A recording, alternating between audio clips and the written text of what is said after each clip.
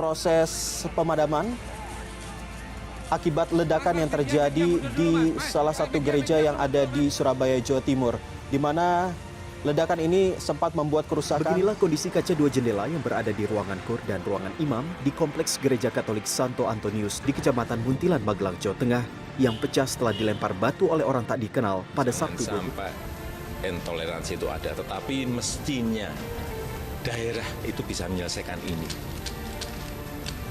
Ketua Forum FKUB Jawa Tengah mengatakan penyerangan di Solo mencederai kerukunan umat beragama di Indonesia, khususnya di Jawa Tengah.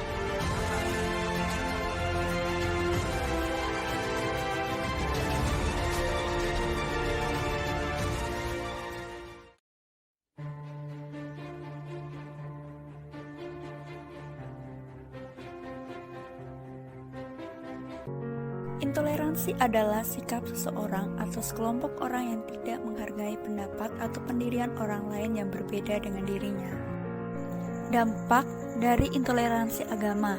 Yang pertama, dapat membuat adanya perdebatan untuk membuktikan agama mana yang benar dan yang salah. Yang kedua, menimbulkan kesalahpahaman antar umat beragama, sehingga memunculkan kekerasan antara satu aliran atau agama dengan agama yang lainnya. Ketiga, membuat kelompok minoritas merasa terancam dan kelompok mayoritas bisa beranggapan bahwa keyakinan mereka yang paling benar dan keyakinan kelompok minoritas adalah salah.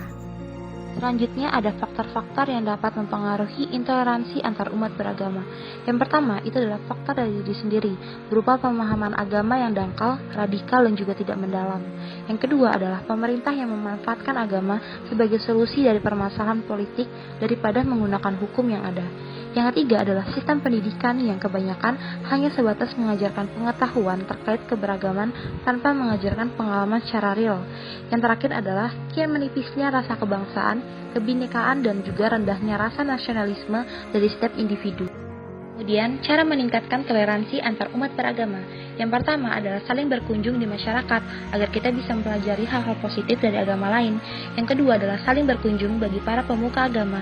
Yang ketiga adalah bertukar hal positif seperti informasi yang baik dari setiap agama yang ada. Yang keempat adalah manfaatkan media sosial untuk hal positif tanpa ada yang menghakimi.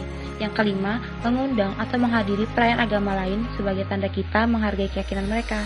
Yang keenam adalah mengunjungi tempat-tempat nasional dan tempat ibadah agar kita bisa mengenal perjuangan para pendiri bangsa untuk mempertahankan negara dan juga keberagamannya. Yang terakhir adalah tidak mendoktrin keyakinan orang lain dengan keyakinan yang kita miliki. Apa sih penyebab permusuhan antara orang Kristen dan Muslim? Yang pertama, kaum Muslim merasa tersinggung oleh sekularisme Barat. Seiring dengan terbukanya dunia karena teknologi dan globalisasi, orang Muslim merasa terancam oleh kebudayaan Barat. Yang menyedihkannya, mereka menyamakan budaya Barat ini dengan kekristenan. Yang kedua, kaum Muslim membenci dominasi Barat. Dunia Barat memiliki sejarah sebagai penjajah. Di samping itu, mereka sering merasa dikhianati oleh sikap pilih kasih Barat terhadap Israel, yang mengakibatkan terlantarnya ribuan orang-orang Palestina. Yang ketiga, kaum Muslim militan bertindak berdasarkan ayat-ayat terang yang ada dalam Quran. Ada banyak kaum Muslim yang menafsirkan bahwa Quran memberi mereka kuasa untuk mempertobatkan atau membunuh. Orang Kristen sering dianggap melakukan dosa syirik yang tak dapat diampuni, yaitu menyamakan Yesus dengan Allah. Ketika kedua kepercayaan ini tidak dapat digandengkan, maka umat Muslim merasa bahwa mereka harus melawan orang-orang Kristen. Ada banyak cara untuk meminimalisir permusuhan antara umat Muslim dan Kristen. Di antaranya yaitu, umat Muslim dan Kristen saling silaturahmi.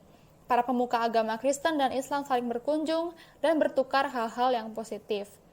Kemudian membuat grup penegak pendamaian, membagikan kebersamaan dan menyuarakan pesan perdamaian supaya orang sekitar mengikuti. Kemudian jika ada perayaan hari besar, saling mengundang tokoh agama lain sebagai perwakilan dan yang diundang pun menghadirinya sebagai bentuk penghormatan. Kemudian saling gotong royong untuk kemajuan gereja dan masjid. Yang terakhir, menghargai keyakinan umat Muslim atau Kristen dan tidak membanding-bandingkan dengan agama sebanding, karena agama itu semua mengajarkan hal-hal yang baik.